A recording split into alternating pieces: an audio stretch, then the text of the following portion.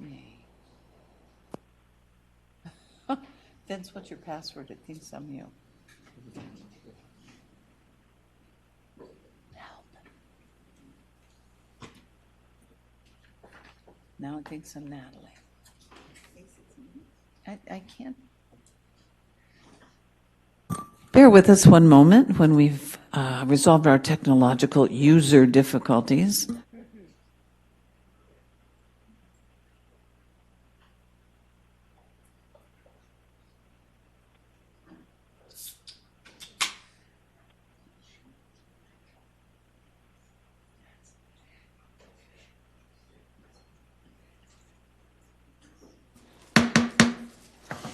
Good evening. Welcome to the Operations and Customer Service Committee meeting. Let it be noted that we're starting this meeting at 8 minutes to 8, 7:52. Everybody's here? Are we all back? Okay. Director Fulsko, are you still on the line with us?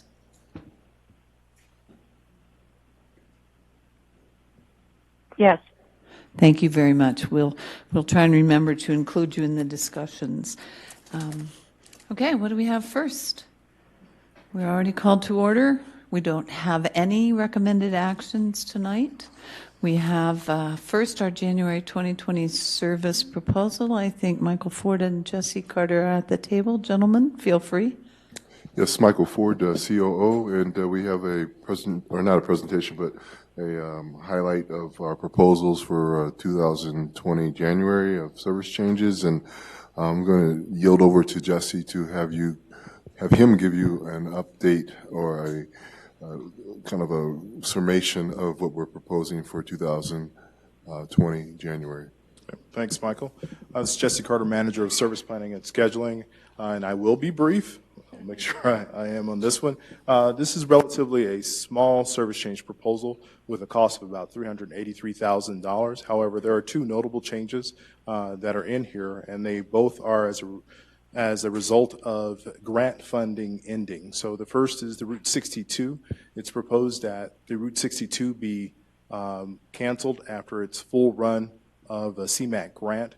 The Route 62 currently does not perform at the level that we would expect for a suburban route. And also the other service change would be the Route LD. And looking at the way the midday service on the Route LD currently performs, we are recommending that service be returned to the level that it was prior to the grant funding. However, on both of these proposals, we are also suggesting that additional services be provided in the place of some elements where those routes did perform. So, for example, with the Route 62, we're proposing that in the AM and PM peaks, that 2 trips be added to the Route 65, extend up to Northfield High, where we did see some ridership. The same is true with the midday LD service. We are proposing that a trip in the AM on the LX be provided between Longmont and Denver as a result of seeing performance on the LD during that same time period. So with that, there are a number of other bus stop consolidations and small schedule changes, which also include light rail. And with that, I'll open to any questions you may have. Director Tisdale, I see you first. Thank you very much, Madam Chair. Ordinarily, I don't concern myself with things like changing bus stops because I figure you've gone through careful analysis and consideration, but at least for the sake of the record, I have to point out, if you turn to page 6, packet page 6, and you look at the second bus stop listed there, University and Huntwick Lane, that's the bus stop in front of my house. Well, Chair, I'll have to add that, we have a public process, and that public process is aimed at getting input, and we accept input from just about anyone. The only reason I particularly am concerned is that I know we measure accessoride eligibility based upon how close to a bus stop. And at some point, I'm going to need Access-a-Ride. Understood. And I know you're going to say, well, you're too far from a bus stop. So I just thought I'd better speak up now. We appreciate the Otherwise, comment. people will say, well, you agreed to it. Well, So point of clarification, it's not to the bus stop, it's to the bus route. So a quarter mile off of the bus route, not the bus You stop. can go So on the you're app still and call eligible. an Uber. I appreciate that. All right. Well, thank you for the clarification. And for those of us who are age advantaged, sometimes we need clarifications, and I appreciate that. But I needed to speak out. I do also note that what you've done is eliminate all bus stops between Bellevue and Orchard, so that it's a full mile run along University there, and I just don't know whether that's really fair to Greenwood Village, and I'd like to have a consideration because that South Metro Fire Station 37 is right in between Bellevue and Orchard, and it might make sense to have one near there. Sure. Thank you. One of the things that we will make sure that that is applied to this report in its final form will be a map that kind of delineates exactly which stops are eliminated along with their ridership. So you'll kind of see our reasoning along those lines. Okay. Thank you, Churches. Thank you, Jesse. Director Malpiatti? Thank you. It's always a pleasure to talk to you, Mr. Carter. I wanted to ask you again to just reiterate around the Route 62, particularly around Northfield High School and all the kids that are coming from around the district to do that. Can you just kind of explain that to me again, Sure. please? Okay. So as you know, the Route 62 provides access between roughly Commerce City and Central Park Boulevard Station.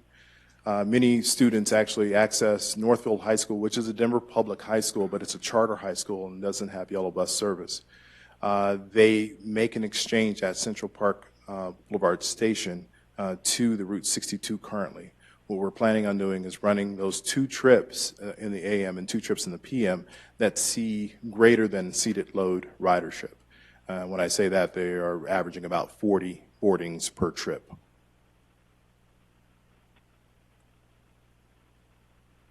Dr. Mal? And that would start in January. Thank you. Okay. Thank you, Director Malpiatti. Director Lewis? Thank you, Chair. To follow up on Director Malpietti's question, will you all be having conversations with the students to see how it impacts students?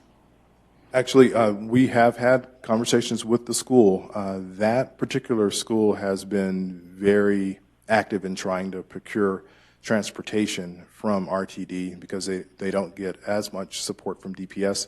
So they have been trying to coordinate with us for a better stop location and for some adoption of time changes to their bells. So we'll continue that relationship. Yeah. And can you send to me, I know you said that it was the 62 was going to be restored prior to the grant funding, and I couldn't find what that looked like prior to, so maybe you could send that to me? Oh, the Route 62 in its entirety was actually a grant-funded route. It was sponsored the by whole the thing. whole thing. It was sponsored by the city of Commerce City. So prior to that, it didn't exist, so we're planning on doing won't is exist the anymore? elimination. Yes.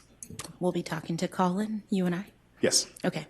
And then the 15 and the 15L, can you and I have a conversation about user experience for the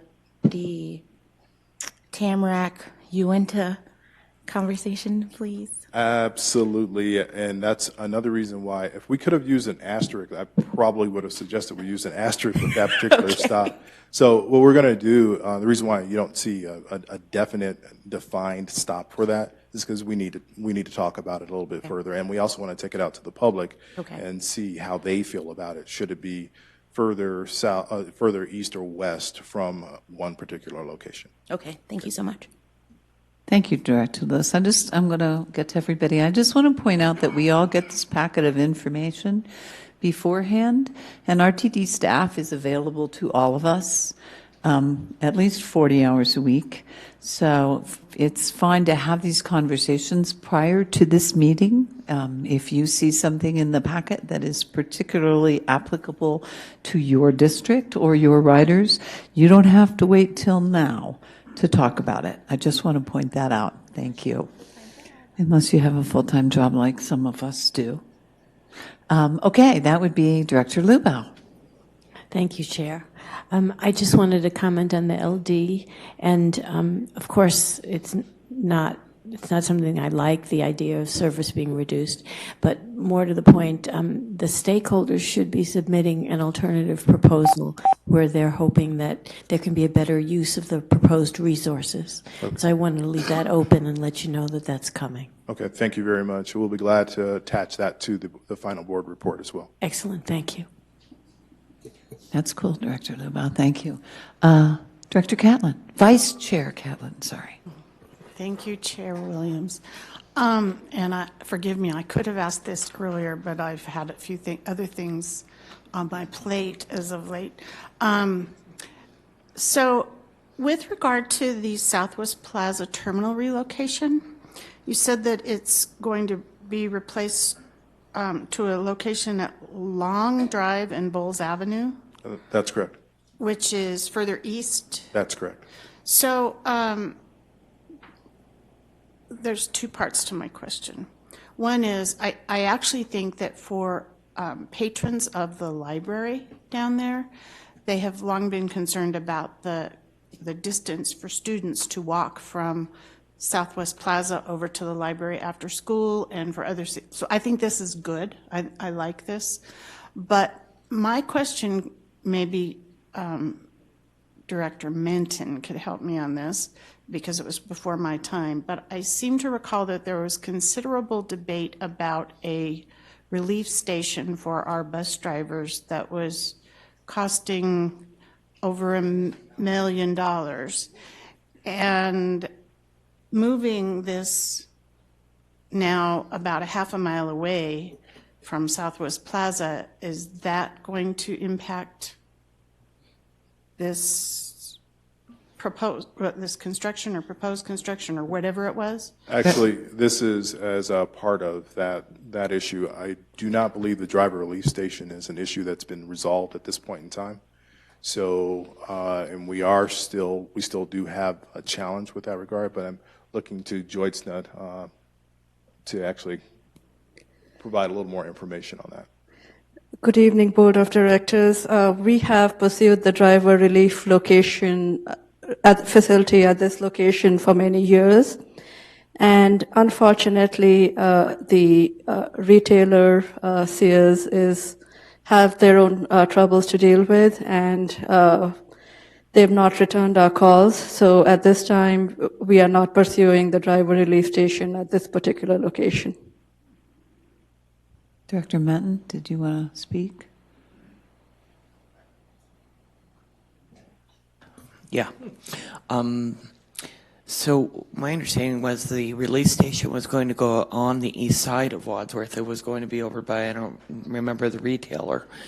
But it was going to be going on the east side, so that would be the northeast corner, transferred over because they were using Chili's or something, and Chili's didn't want drivers coming in there anymore. So now you're saying, I'm sorry, what, the bathrooms not being on the east side? We cannot proceed with the project because we do not have the real estate to do it at this point in time. Okay, then I would like to comment, restate my comment of what I presented back whenever that was, 3 years ago, whatever it was. There is a small little emergency hospital that's on the east side, south of that intersection on the east side. They have a public restroom. They're open 24 hours a day. They said they would love to have the bus driver come in. They'll even have donuts for him and a restroom. And then we didn't have to invest $250,000 into a bathroom. Understood. I tell you what, one of the reasons why we're presenting this for a January change, we are still in talks of trying to finalize a design for the Longs Peak and Bowles location. However, we're trying to do that without a huge impact of cost, both from an operational standpoint and from a capital cost standpoint. If we can take a look at other alternatives, we'd be glad to do that at this point in time. All right, I just did a cold walk-in, and they were, just would be pleased as punch. Okay. Just as a follow-up to that, our chief engineer said that the Sears property is no longer available, but it seems to me that if we're changing the location to the east side, a half mile down, that's a moot point anyway. So I just know that there was a commitment made for a relief station for the bus drivers and just didn't know where that stood. So Right. thank you. And that's what we're trying to do, is to make sure that that commitment is fulfilled, either at one location or the other. Well, personally, I think that the change in the drop-off location, although it may not be as advantageous for Southwest Plaza merchants, I think from the perspective of the library user and some of the other neighborhoods in the area, I think it's a good switch. Thank you. I would like to follow up with meeting with you to kind of show you a map of how we'd like to do this. Okay. Maybe the drivers could get a quick checkup while they're there. Sorry. Director Walker. Thanks. My question is about the 2746. The street pattern down there is broken up by the large retail development. So I want to make sure that the stops that are being considered for discontinuation are the ones that won't affect the people that I've talked to that live at Yale Station. So I'm looking at the one that is just west of Bel Air. Right. Is that the one that's in the 4200 block? That's 4200. Okay. Right. And then there's one, looks to be a little farther east, a little west of that, just before Colorado, and what I think would be Ash or Albion. And that's the other one that would be? That's correct. Okay. Because the concern that they had is that that King Super is right there.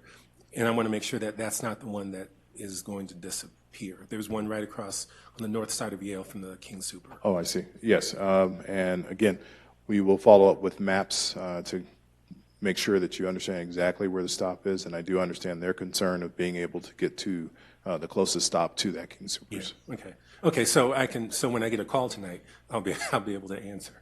Okay. Thank you. And I'm sorry. There's one other one on Clarion, on the west side of Claremont.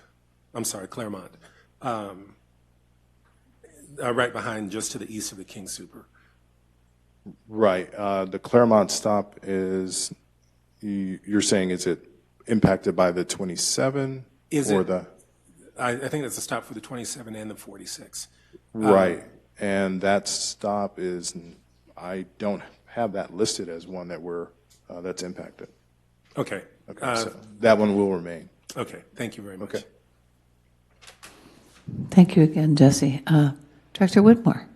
Thank you. I have had the opportunity to meet with Mr. Ford on this matter, and Mr. Carter several times. Has been very helpful. Just a couple clarifying questions. How long has the 62 grant-funded route been in existence? Is this a 2-year program? It was a 3-year plan. 3-year, okay. Yes. And we were hoping to save it from our folks up in that area, but we're at 1 or 2 or maybe 3 riders a day, correct? Well, when you look at it per trip, it's, in the single digits on every trip, except for the trips that serve Northfield High School. Right. And absent of Northfield High School, it's all single digits. Yeah, I just wanted that on the record. It's unfortunate. Have you had any very recent conversations with the leadership at Commerce City in this regard, like the last couple of weeks? In the last couple of weeks, I have not. I Okay. do expect to have contact with them prior to joining in with the public process. So we are in direct contact with Chris Kramer and Jenny Oxmacher on a regular basis with regard to this. They've certainly expressed their concern. Several times. All right, that's all. Thank you. Director Minton, again. Yeah, thank you. Southwest Plaza had been one of the items that I wanted to speak about originally. And my concern about the plan overall, though, since we got the bathroom thing out of the way, but the Southwest Plaza is part of it, is the amount of hours. So what we have in the beginning of this document is we say that this is an increase of 383,000 and a reduction of 2 full-time employees. And unfortunately, the way this calculator works on this thing, and I'm putting these numbers together, that we've got a substantial amount of more hours. We do. Do you have the numbers for the hours? Sure. When you look at the Southwest Plaza change, it's you have to look at Saturday, Sunday hours is where it actually changes. That's 12 hours.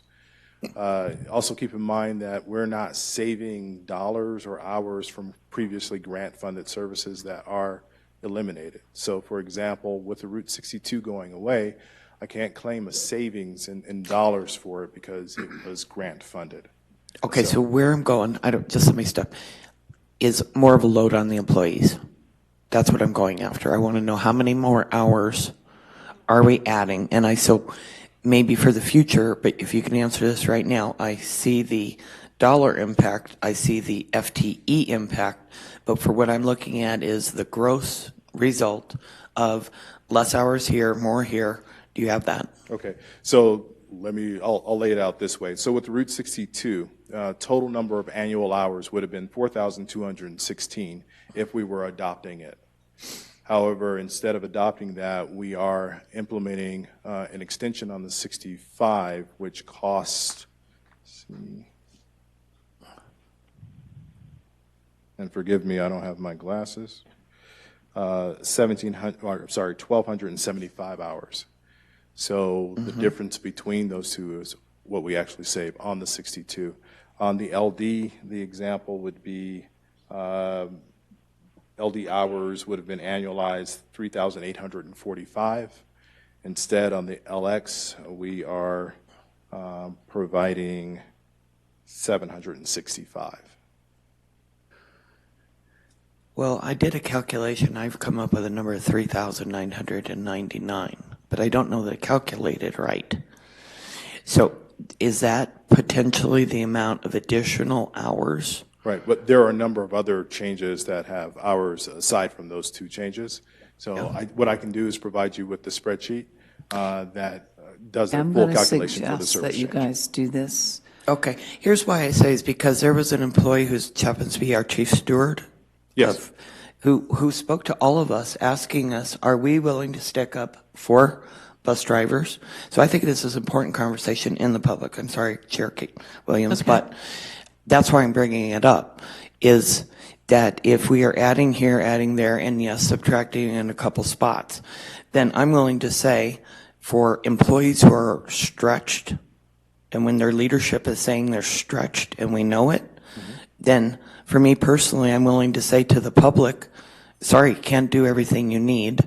And that's what I'm trying to get out right now is knowing what is that net result on the added hours to the load. Right, and I will provide that to you because really when I look at this, the decrease in full-time employees is exactly what we were trying to do, and that is reduce the burden that we currently have on our system.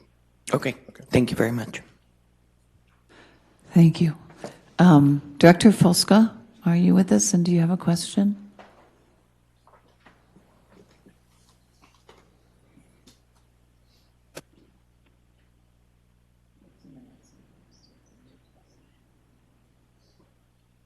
Okay, hearing nothing, I see Director Lewis, I think, has a question. Thank you. Actually, a very similar question as Director Minton. But I wanted to know if you could tell me as a new board member, as you're looking at changes to the system-wide, is that all a part of the system optimization?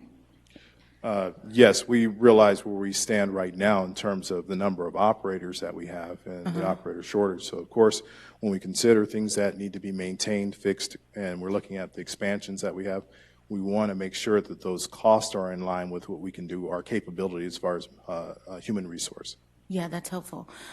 So is the goal of that, like as you all are looking at this data and making recommendations to be able to solve for the operator shortage at this point? As best we can. Yeah. So I assume that. I just wanted to clarify. It's also why I didn't give you a hard time about the 62, because I heard from some operators, and I'm sensitive to a 6-day work week.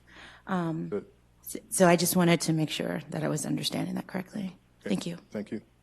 Thank you, Director Lewis. I'd just like to pull a famous Bruce Abel quote back out of the closet and point out that, in fact, RTD is in the business of moving people, not moving equipment, and that optimization is always what we're about, to give the best service we can with the least strain on staff. Okay, I see nobody else having questions on this. Thank you, Mr. Carter, as always, and I think we have Mr. Worthen is going to come up now and join us. You know, you guys could all just come on up here now. Come on, Dave. Come up and sit down in the spotlight.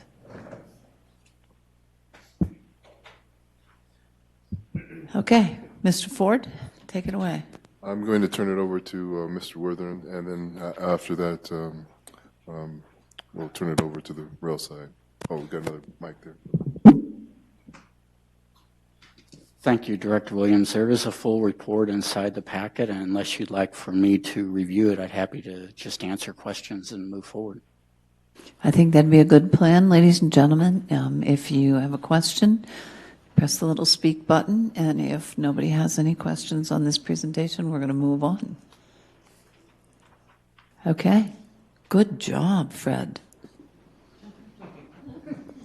Okay.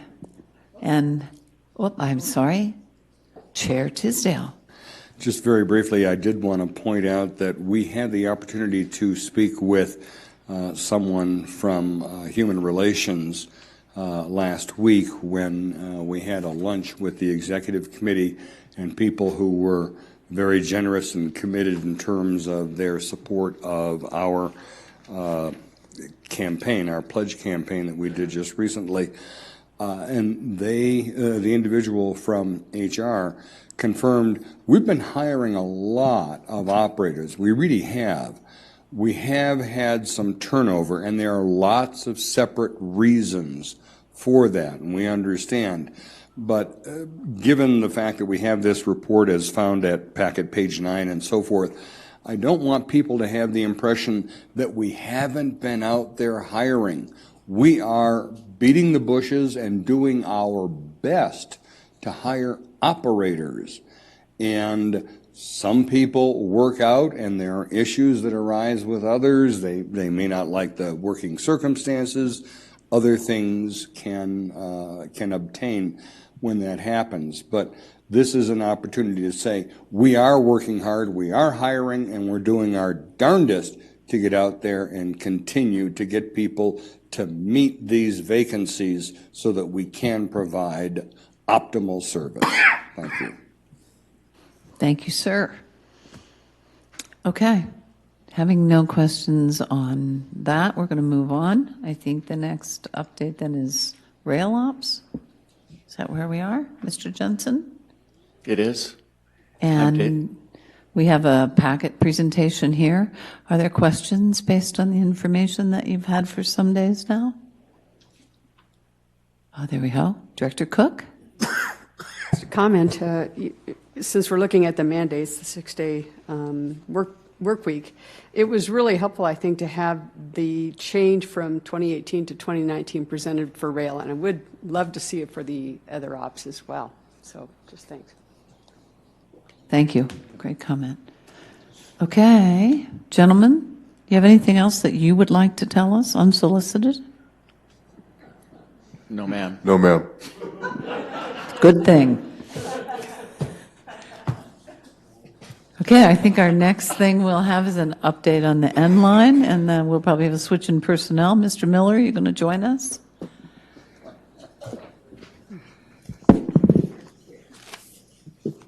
Good evening, Chair Williams. This is Alan Miller, Deputy Assistant General Manager for Commuter Rail, and I'm going to keep in keeping and try to keep this as quick and painless as possible as well. And hopefully I can figure this out. I'm pointing right at Barbara, and that's wondering, can you get it on your side and try getting it through there? Yeah, there you go.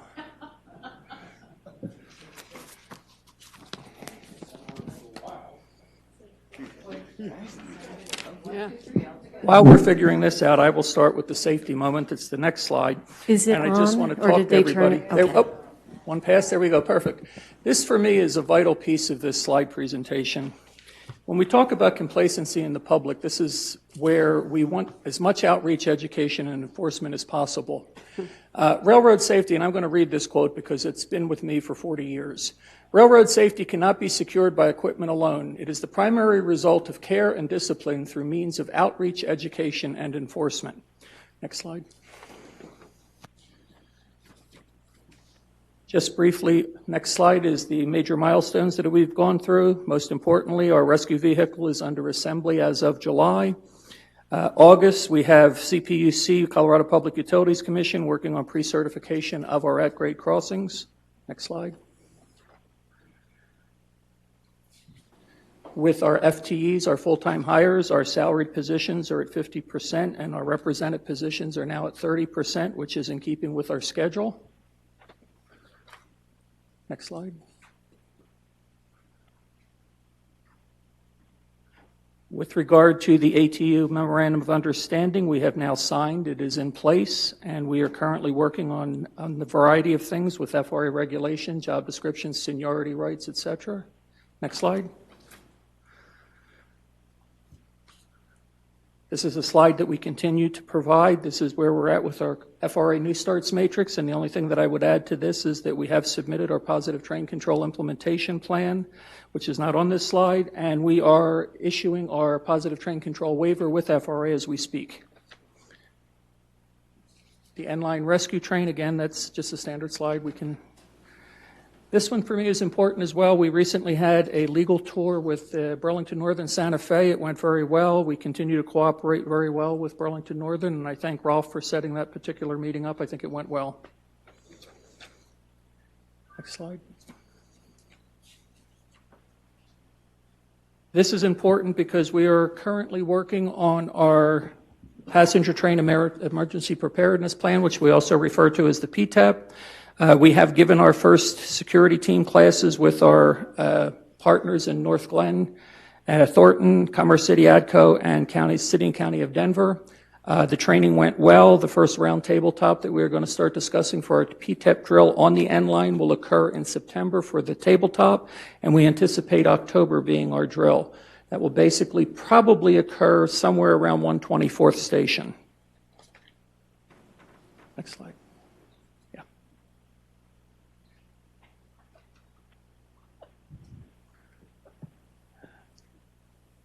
Oh, one too far.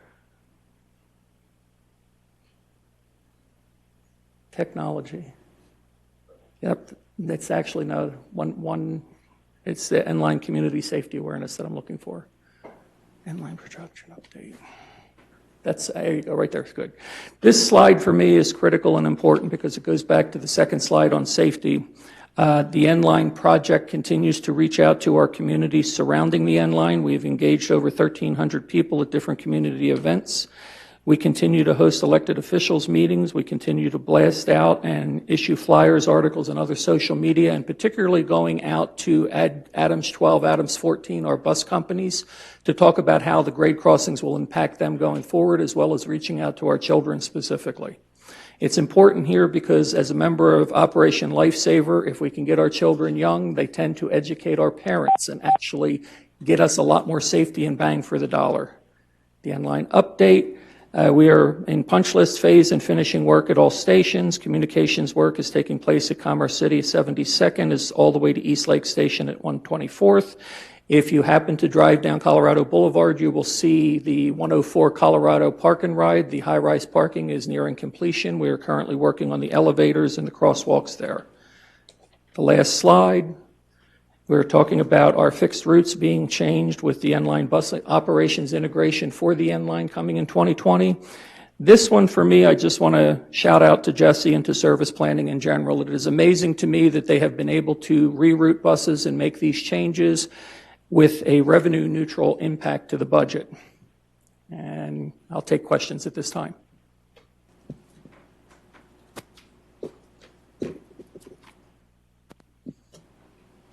Thank you. Vice Chair Catlin. Thank you, Chair Williams. Just two things. Out of necessity, not necessarily desire, I've had to travel north along Colorado Boulevard for the past week. But one nice byproduct of that trip, which is 50 miles one way for me, was that I got to see progress on the inline, particularly the parking garage. So that's been really impressive, and I just wanted to say it was really exciting to see that. And I was really regretting the fact that the inline wasn't already open, because it would have made my commute far easier from Southwest Denver. So I have a new appreciation for my fellow board members to the north. The other thing that I wanted to mention was that I had the privilege of attending the rail rodeo on Saturday. And it was a great event, Dave. But our second place overall winner, a young man, I congratulated him, and he said, well, I don't know if I'll get to go to San Francisco because I'm changing divisions. I said, well, where are you going? And he said, to commuter rail. And that got me thinking, how many people are we really going to see transfer from light rail to commuter rail, and how will that impact some of our light rail vacancies and hiring? I just was curious. I would put 2 points to this. Number one, yes, within the union, there's a lot of excitement about commuter rail because it is the last leg of any multimodal agency, and so they're very excited about this. We have impact to the agency of approximately 19 employees that will look to move to commuter rail within the next 50 days. And so I would say that once we reach stasis and we reach stabilization, that you won't see these impacts as strongly. We anticipated these impacts hitting us in the fourth quarter, which is on target with where we're at as well. And so working with light rail and bus ops as well, we try to find the most productive release dates for those employees so that they can be backfilled accordingly. Dave, I'll let you add anything else that you wanted to add to that. I think the only thing I might add to that is the plan would be to stage the hiring and the training so the impact is at least reduced and slowed for the different classifications that might be transferring over to light rail or commuter rail. Just to follow up, I was very impressed by learning more about the training process for light rail operators and the 9-week process that they went through, and also having witnessed a couple of you trying to drive the trains, and some more successfully than others, Director Mahalik. It's very complicated, and I know that it takes a lot of training. So I was really impressed by that, and just kudos to you all in your operations. Thanks. I was going to look for the appropriate opportunity to say that we are hiring, and if one of you would be interested part-time, Director Mahalik, I think we could probably use all the help we could get. Thank you, guys. Director Broom. Thank you, Chair. How many at-grade crossings are there on the N line? On the N line, we have 5 at-grade that are public and 1 that's private, which is Riverside, and we've recently gotten to a point of abolishing that. And then we have a second private crossing at 72nd. Okay, and then I would assume the plan is that when you open up revenue service, we're not going to have flaggers at all of those intersections. That's correct, Director Broom. Thank you. Thank you for that. Director Whitmore. Thank you. Great presentation. I know we have some outreach meetings coming up soon for the proposed, I don't know if they're proposed anymore, but the route changes because of the inline. And I appreciate that. I'll try and get to at least one of those. But there's a couple of communities that have fairly significant change to their routes, and we don't have a meeting scheduled there. I'm not sure about Commerce City, but Brighton has some changes, and some of them I think are enhancements, which is awesome. But how are we, and maybe this is a Pauletta question, how are we outreaching to perhaps Adams County and Brighton and Commerce City in regard to those rate, or those fixed route changes, since we won't be there in person? What I can tell you, I know we have at least 4 meetings starting the 19th of August. I know we're working with communications to be more robust in the presentations. If there are other places we need to visit or communicate with, we're happy to make adjustments or flex our schedule to make that happen. All right.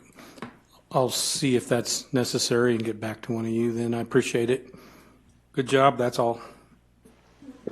Thank you, sir. Director Buzek. Buzek. Thank you, Madam Chair. I'm looking at the N-line FTE position status, and this is something that's always kind of in the back of my mind, is making sure we have enough people to operate the line when we open. It looks like, you say we're on schedule, but it looks like about 68% still vacant of these positions. Is that accurate, and is that actually? It would be accurate, Director Busick, to say that we're at a 68% vacancy. Okay. We anticipate in the fourth quarter closing that gap to 30%, and by the end of December, meeting our quotas. Okay.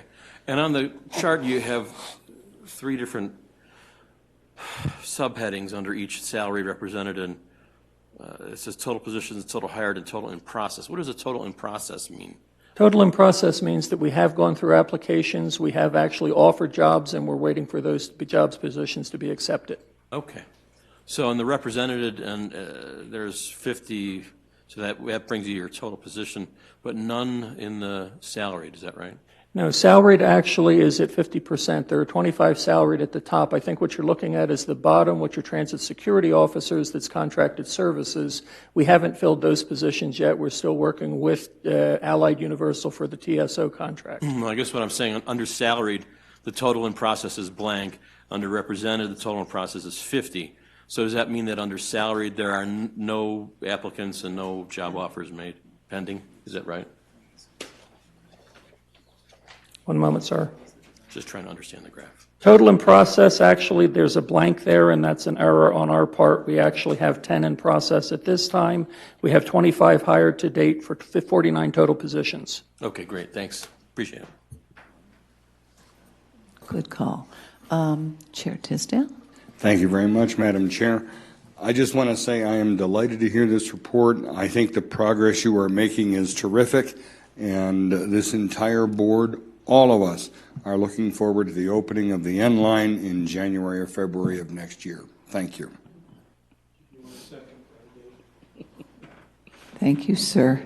Director Folska, are you there with us, and do you have anything to say?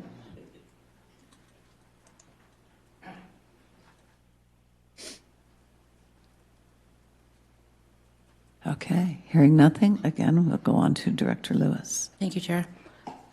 I just have a comment about the outreach. I find that when you have route changes of this magnitude, it's helpful to ride the buses to give the information to folks. So just a suggestion. Thank you, Director Lewis. We will take that into account. Seeing no one further, thank you, Alan. I think we'll go on to the next item, which is a 61. Thank you, gentlemen. 61 AV update. Mr. Abel. Once again. Thank you, Madam Chair, and actually not a 61 AV update, but a 61 AV closeout. Hopefully you have all noticed that in your board packet was the final report for the 61 AV project, which everyone is aware wrapped up at the end of July, actually August 2nd, because it didn't make sense to close a project out on a Wednesday. We have had several updates regarding this project through the course of the project. You will notice that the final report actually recaps many of the items that we have discussed in the updates that have taken place along the line. Really, I think the additional issues that I would bring up for you since our last update, we spoke initially about the fact that really that the issues that were affecting the service availability, our primary objective in this study was to see what does the AV vehicle do in a transit application. Our observations were that in weather events of snow, heavy rain, steam, the sensors read those as obstructions that caused the vehicle to not be able to operate. Since our last update, we have entered the warm weather, and it's not an issue with the AV technology, but really with the electric vehicle technology. With the warm weather and the AC being active, the vehicle was not able to perform its scheduled 8-hour day. It needed to be recharged at about the 6-hour mark, and so we put a second vehicle into service. But that, again, was the only other metric that we had not previously discussed here. So I would say that the outcome, that I think we were successful in terms of finding out what we wanted to find out. We were able to work with all of the stakeholders to successfully align our interests and get the project off the ground. We were able to navigate all of the federal, state, and local processes to put the first AV on a public roadway in the state of Colorado. We were able to, from our perspective, see what the AV vehicle could do and could not do.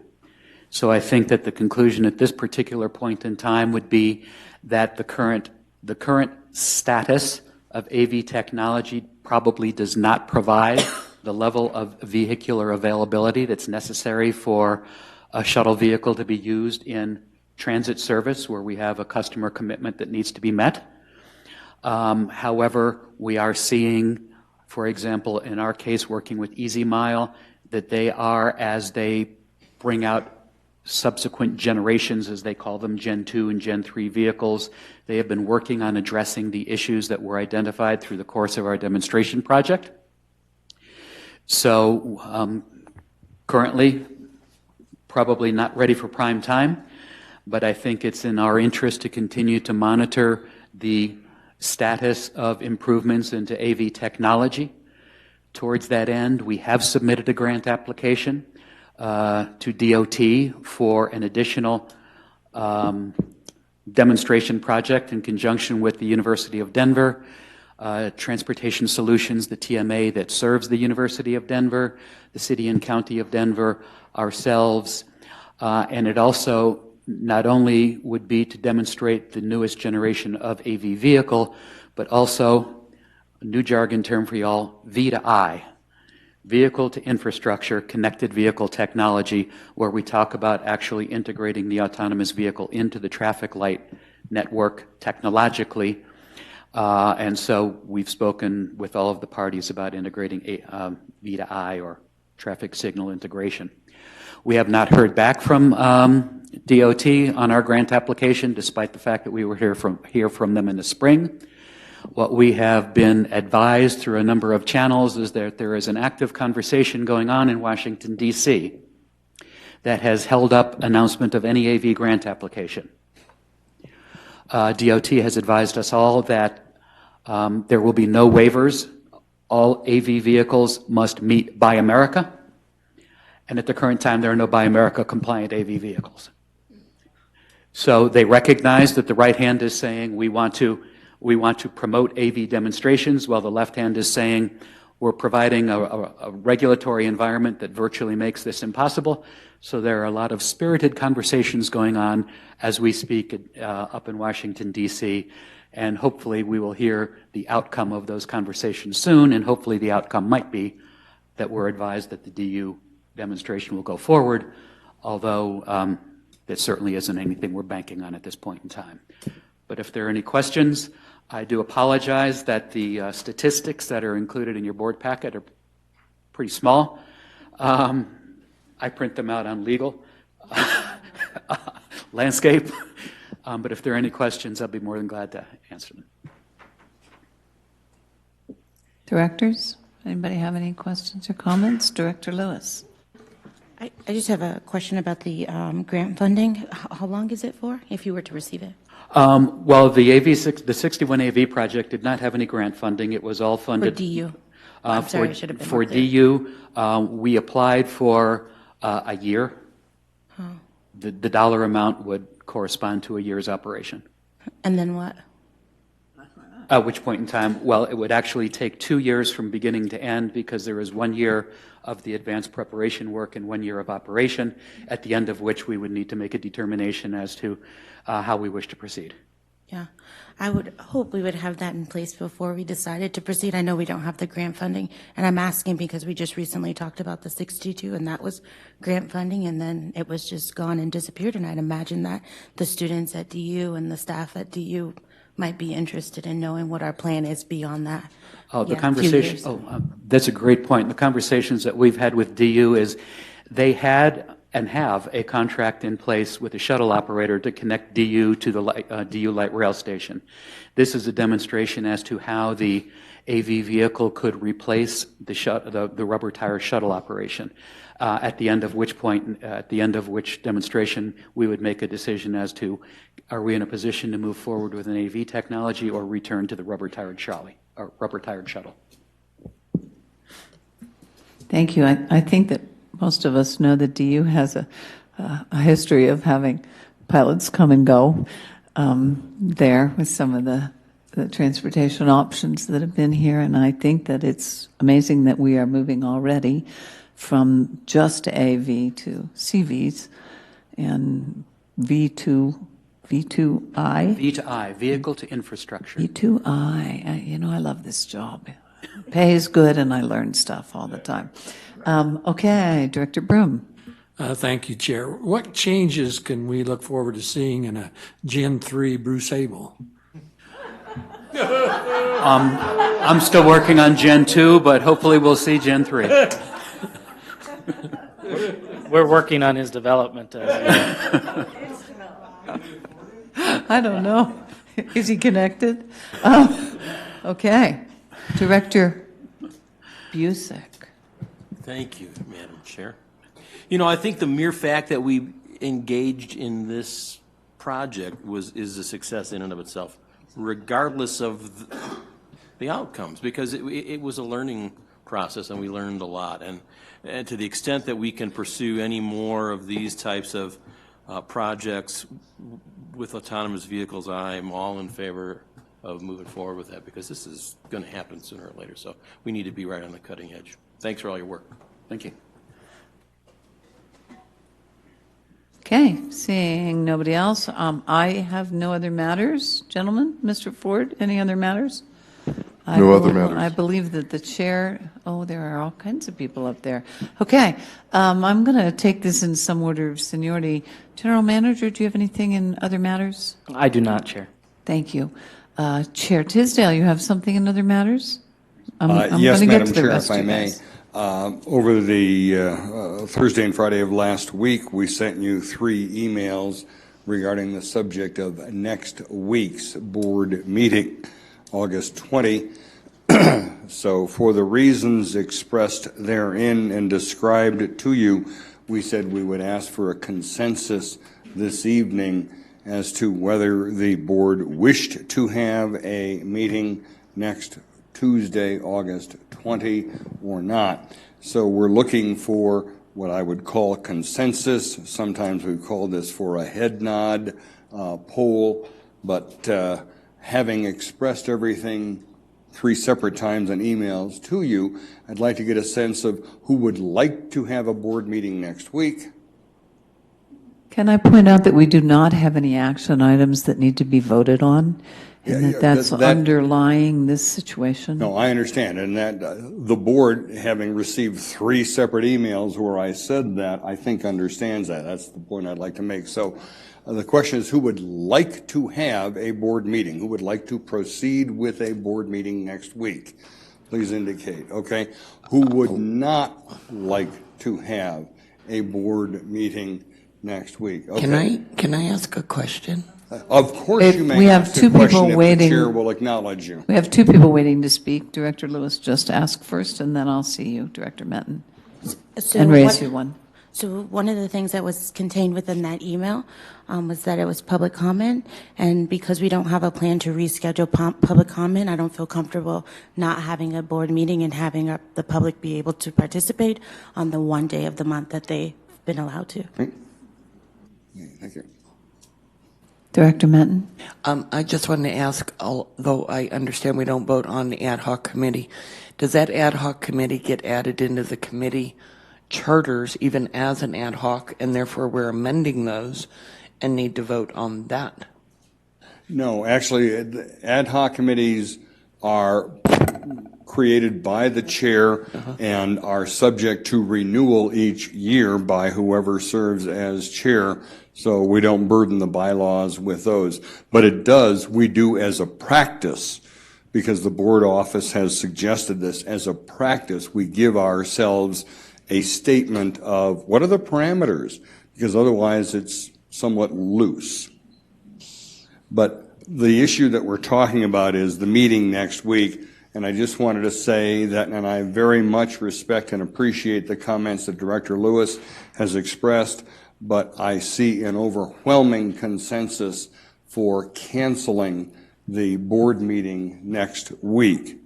And so let me give this formal announcement now that we will not have a full board meeting on Tuesday, August 20. There will be no full board meeting on that date. Thank you. Thank you for your patience, Director Walker. Thanks. Last night I attended the scooter debate that was hosted by Streets Blog. It was a really informative, lively, fun discussion. Unfortunately, it was under a cloud of sadness because of a recent fatality from somebody riding a scooter. But aside from that, it was a great discussion about how scooters fit into this mobility and transportation transit network, how they interact with what we do, providing that spine, and they could be considered like the ventricles, I guess, coming off of the spine. It seems like there's a room for everybody in this, in what we all do. I learned that there are somewhat typical limits of what folks will ride a scooter to do, 1 to 2 miles for a scooter and 2 to 5 for a bicycle, and maybe longer for what we do. So I think that there's room, like I said before, I think there's room for everybody in this arena where we work. Anyway, so I just wanted to mention that, and like I said, if I had a chance to speak with somebody from Lyft, and they are extremely interested in working with us. There are considerations, business considerations that they have, that we have. So things haven't gelled yet, but I know that they're interested. I think our people are interested. I know the public is interested. So that's all. I just wanted to share that with you all. Oh, and I have to, I think Mr. Van Dorn would be okay if I mentioned that he was one of the panelists, and he spoke eloquently about his experiences with RTD, and he also has some very nice words about RTD in our system. Everybody's system, not just our system, but everybody's system. So that's it. Thank you. I'd like to add to that for anybody, for the record, anybody who doesn't know, that Lyft, in addition to being a rideshare company, is a scooter company. So they have multiple and bikes and nice e-bikes. And so they have multiple investments, as do we. I believe you're next, Director Malpiedi. Thank you, Chair Williams. I also attended the scooter debate last night. I'd like to thank Street Blogs for bringing it forward. It is a very, very important discussion to have as a community and as our district. Unfortunately, the young man who was killed on the scooter happened a block away from my house, so I feel very personal about this. I will tell you, as an RTD board director, I've had some really serious concerns about the scooters. I've been on the 16th Street Mall in the middle of the day where the bus has been cut off by people in scooters wearing headphones and not even knowing that they could have been killed. And so I think that there needs to be a lot of discussion amongst everybody to talk about safety and you know, what are these being done for? And it's very true. Last night, you either love them or you hate them.